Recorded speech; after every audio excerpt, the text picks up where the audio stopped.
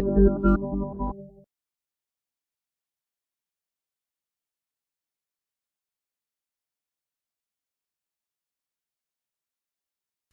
for the quick vote question of the week, we gave you several options. Now, I want you to know that we usually pick these questions from the many questions that you send to us. So we're not creating them. You actually are creating them. We just select them and have you vote on them. Now, the four of them here. Number one, the age of accountability. You didn't choose that one.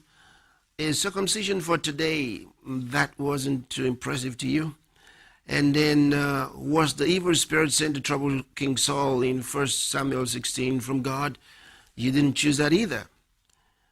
You chose spiritual significance of a deja vu experience.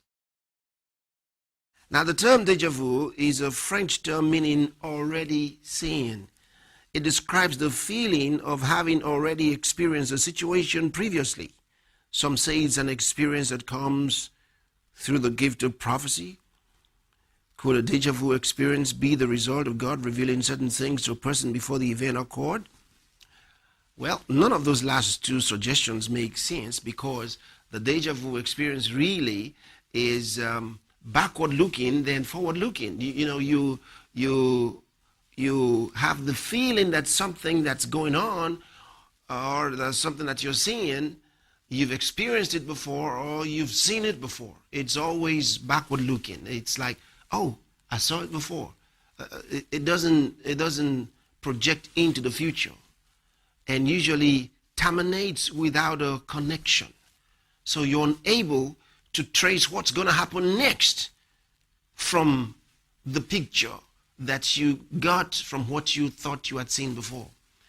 As a result of that disconnection with a future prediction, it falls off what we will call prophecy or revelation from God at the point that it becomes deja vu.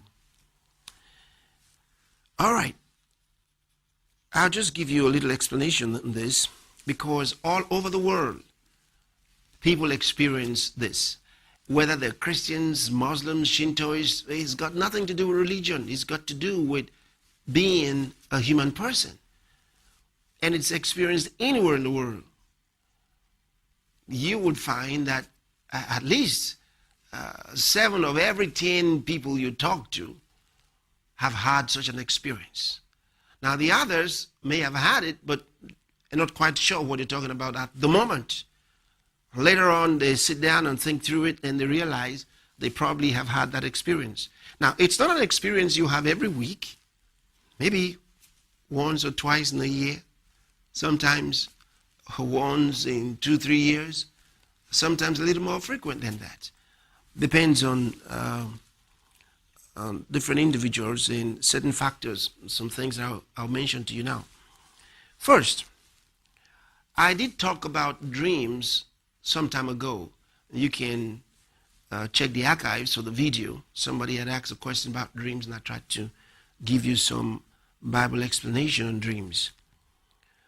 And in our definition of those dreams, we did say that a dream is an activity of the human spirit that usually takes place in the sleep mode of the human body's senses and the mind, which means the dream often occurs when the body's senses are sleeping and the mind is inactive.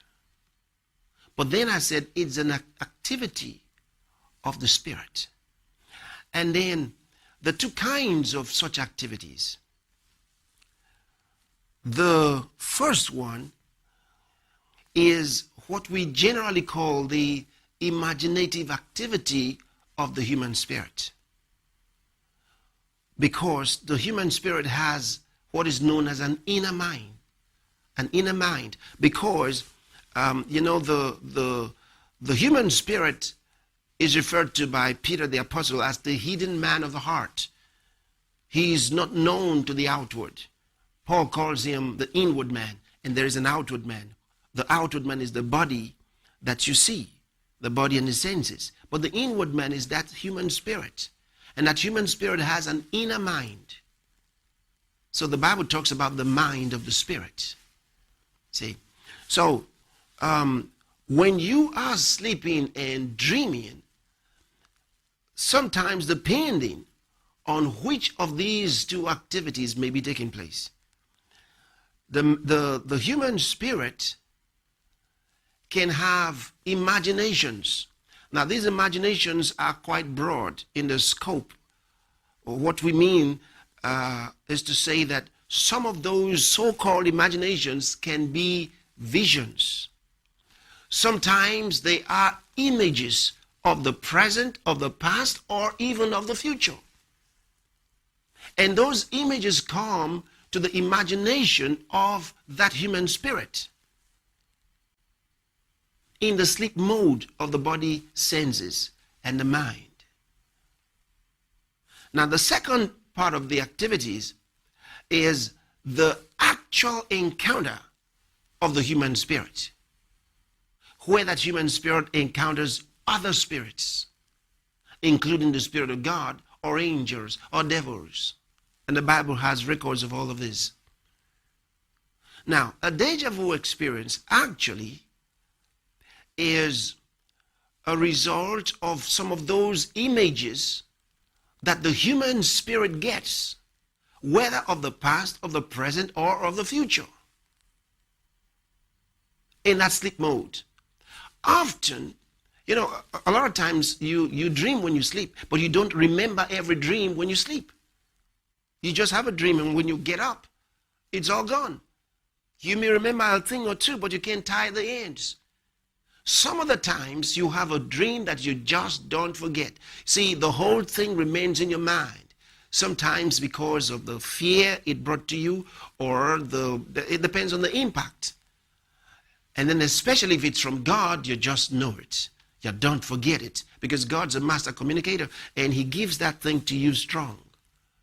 Now, that doesn't mean you can't forget it. You could. You could, but you would know there was something that was so important and you want it back. Like Nebuchadnezzar, who had a dream and forgot the dream. But he knew that the dream was so important. He wanted to know that dream. He wanted the interpretation of the dream. And called all the wise men, and they couldn't get it. And finally, Daniel was called in, and Daniel gave him the dream. And they said, yes, that's my dream. That's my dream. And then Daniel also gave him the interpretation of the dream. See? So sometimes you may forget, but even when you forget, you know that this was something that was so important to you. And it can come back to you through the agency of God's Spirit. But now those images, whether of the past, the present, or the future, that come to the human spirit, are what we have.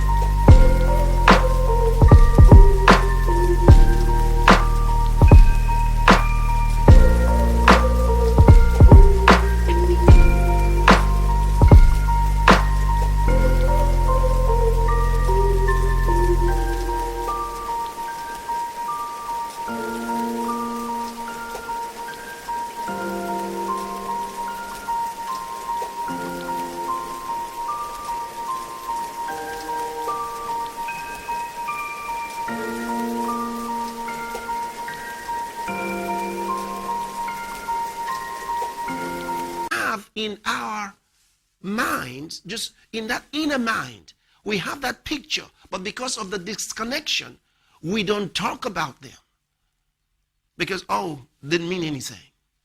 Then later on in life, days later, weeks later, months later, even years later, you find yourself in that very situation, and it connects with something you believe you saw.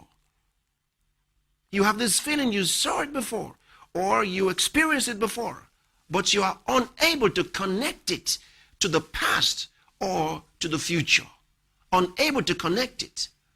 And because you're unable to connect it, it can't be prophecy. And that's why you're unable to say what's going to happen next, even though you remember that this, and this, you've seen it before. You're unable to connect it to the future to say, now, this is going to happen next. Reason because it was not connected for you at that time when you got it. See, but those are those images of the Spirit.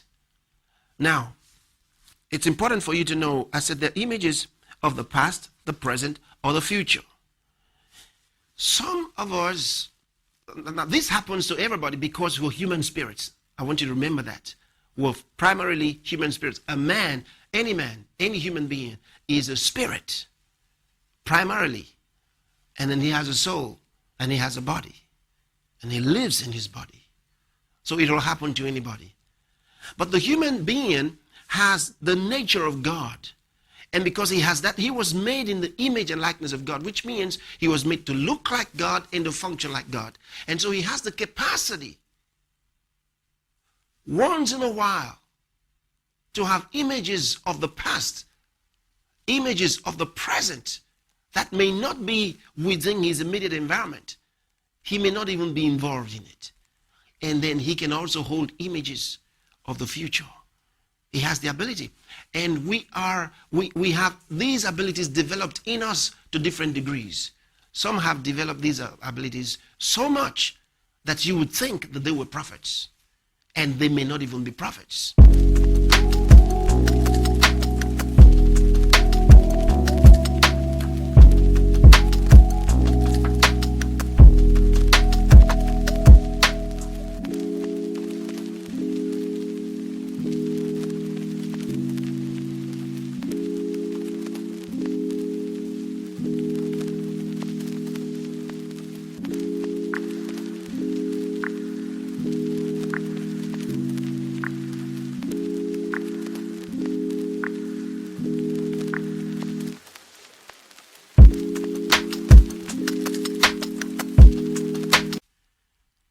That happened also in the Bible.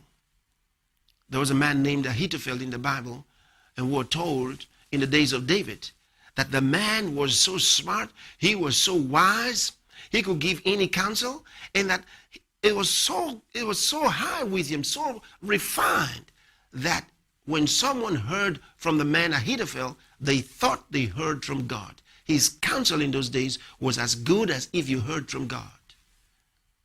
That's what they thought. He was so smart. So people have developed these abilities to different degrees. And that's actually what happens with you when you have what is known as a deja vu experience. It's just another way of us realizing that we're human spirits indeed. Well, the question was the spiritual significance, and that's what I just talked to you about. And there's so much more we could talk about this.